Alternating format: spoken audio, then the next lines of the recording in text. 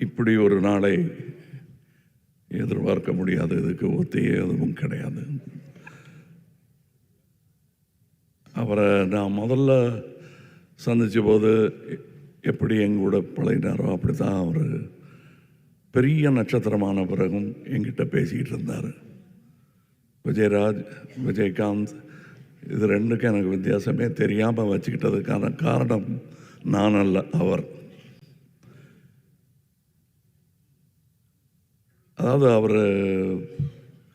அவரை பற்றி சொல்லணுன்னா அவர் பல விமர்சனங்களை, அவமானங்களை தாங்கி மேலோங்கி வந்தவர். அதுக்காக எந்த காழ்ப்பையும் அவர் வச்சுக்காம தனக்கு ஏற்பட்ட அவமானங்கள் யாருக்கும் ஏற்படக்கூடாது என்பதில் முனைப்பாக இருந்தவர். அது பாராட்ட வேண்டிய ஒரு விஷயம். நாம் கடந்து வந்துட்டோம், அடுத்தவங்க அவங்க பார்த்துக்கிட்டோம் அப்படிங்கிறது இல்லாமல் அவங்களுக்காக போராடும் ஒரு குரல். அவர் நட்சத்திரமும் ஆனார் என்பது அவர் உழைப்பில் வந்தது என்றாலும் ஆரம்ப நடிகர்களுக்கு, கடைநிலை நடிகர்களுக்கெல்லாம் அவர் ஒரு குரலாக இருந்தது அவர்கள் செய்த பாக்கியம். தமிழக அரசியல் வரலாற்றில் பெரிய தலைவர்களுக்கெல்லாம் வரும் கூட்டம் இவருக்காகவும் வந்ததை நான் பார்த்தேன். கட்டிடம், படிக்கும் வசதி எல்லாத்தையும் 3 பேருக்கு ஏற்பாடு பண்ணி கொடுத்துருக்காரு அவர். இது 25 வருஷத்துக்கு முன்னாடினது. இன்னைக்கு அந்த மாணவர்கள் நடுத்தர வயதை எய்தி குழந்தை குட்டிகளுடன் நன்றாக இருப்பார்கள். அதை அவர்களும் மறக்க மாட்டார்கள். நினைவில் வைத்து கொண்டிருந்தவர்கள் யாரும் மறக்கவும் மாட்டார்கள்.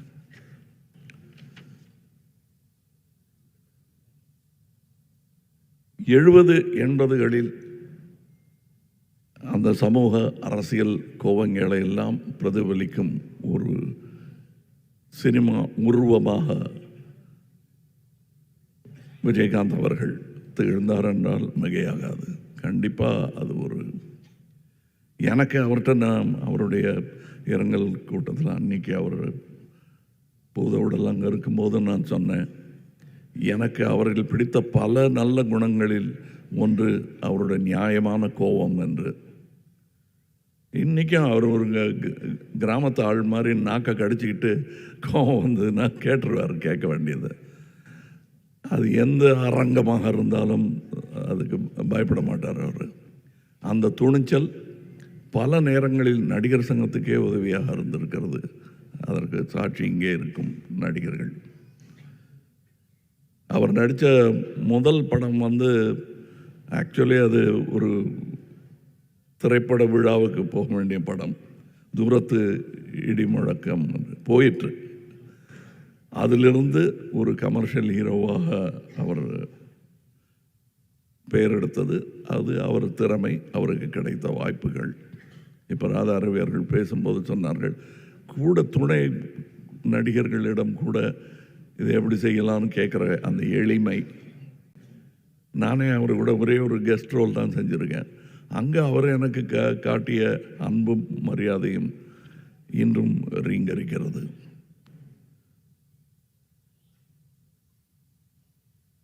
அவருக்கு இருந்த நண்பர்கள் இங்கே கூடியிருக்கிறார்கள். தனக்கு பிடிக்காதவங்களை கூட கூப்பிட்டு பேசிடுவார் அவர். அந்த தைரியம் உண்டு அவருக்கு. அந்த மாதிரியான குணாதிசயங்களை நாம் பிரதிபலிக்கலாம், காப்பி அடிக்கலாம், தப்பு இல்லை. அவர் போல் இல்லை என்று சொல்வது வழக்கம். அவர் போல் இருக்க வேண்டும் என்று முயற்சியாவது செய்வோம். வணக்கம். Good bye Vijayakanth. Good bye captain.